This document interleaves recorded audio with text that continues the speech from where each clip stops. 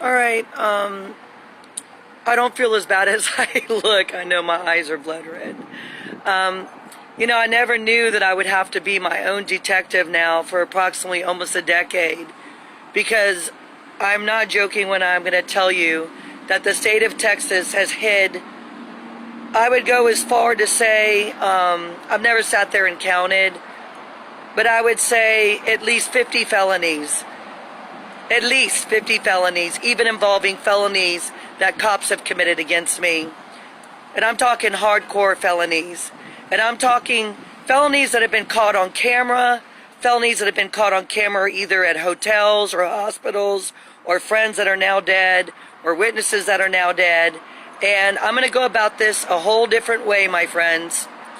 I'm asking, I don't know what's going on, but it seems like almost Facebook is part of the cover-ups too, because I was asked to prove my evidence recently on Toby Hewitt and Wilbur Witt Jr., who goes by Bill the Butcher, and Robert Beatty.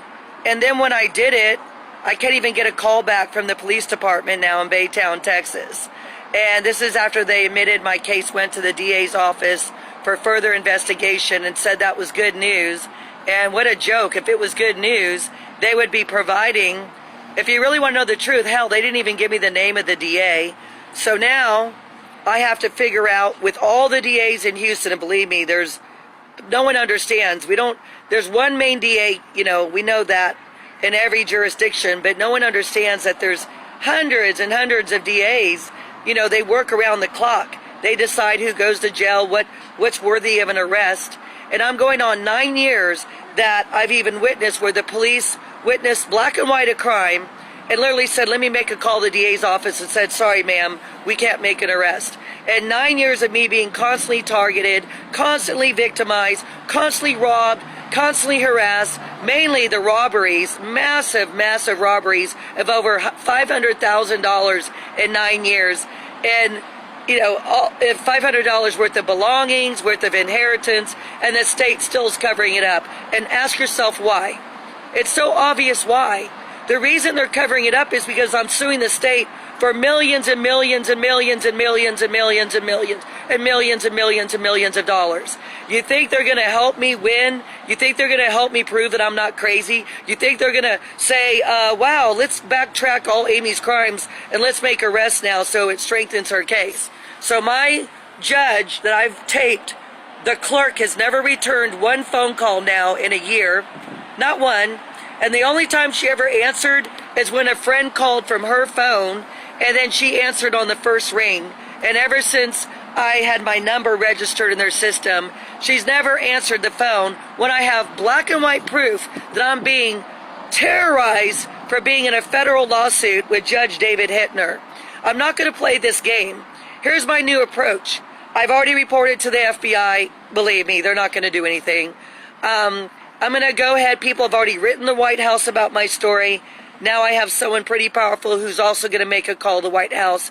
And this is going to go all the way to the White House, including more people are contacting the FBI.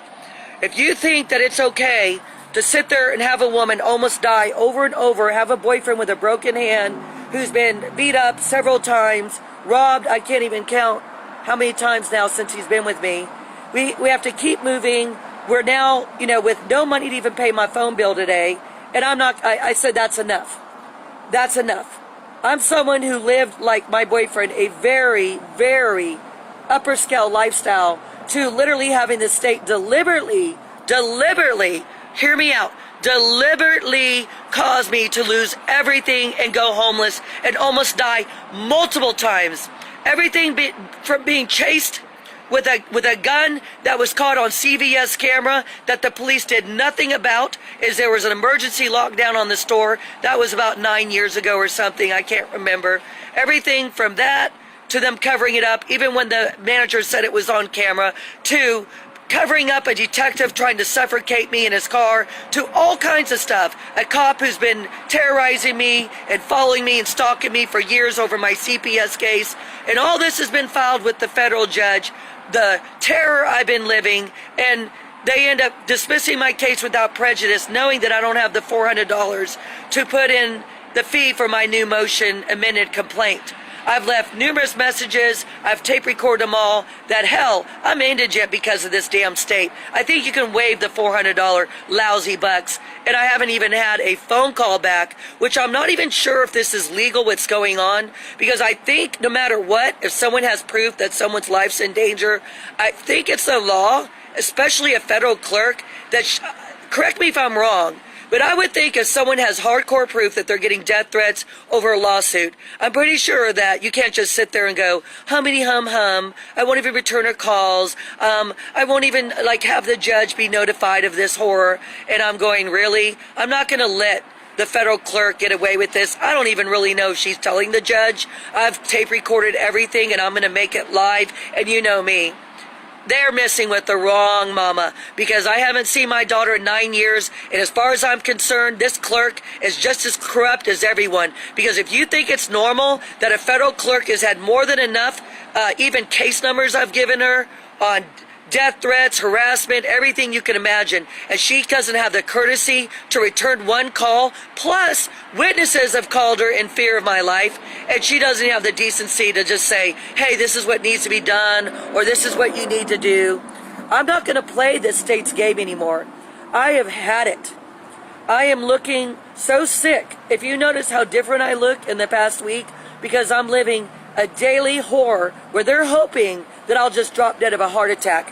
I will not let a state hide felonies. I will not let a state hide the massive thefts that caused me to go homeless, the horrible everything from strangulation to almost burned alive when trying to hide in a tent with homeless veterans and all this stuff that I had to crazily do because the state would never help me after promising me victim assistance, after doing sworn affidavits and having a couple of officers that I won in court that had illegally arrested me, and they didn't do one dang thing to compensate me for hundreds and hundreds and hundreds and hundreds and hundreds and hundreds and hundreds and hundreds and hundreds and hundreds and thousands and thousands and thousands and thousands and thousands. Since I put Officer Kenneth Truce in jail, I have been robbed of over $500,000 in belongings, and this state's done nothing.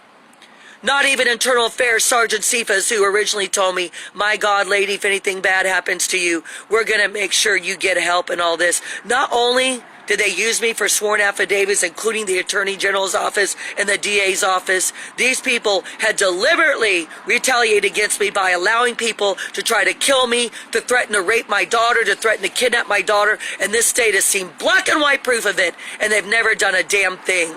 I am done with this state of Texas. I'm going to blow the whistle on this state like probably no other woman in America has ever done. And I am not bluffing. You wait to see the kind of stuff I get recorded today. Ellen, you're going to be exposed. You are a disrespectful woman. You should be fired from the federal courthouse. No woman should be allowed to ignore a lady's call who's in fear of her life, and so now are my friends, my boyfriend, and even a radio host. I'm going to expose the hell out of you, ma'am.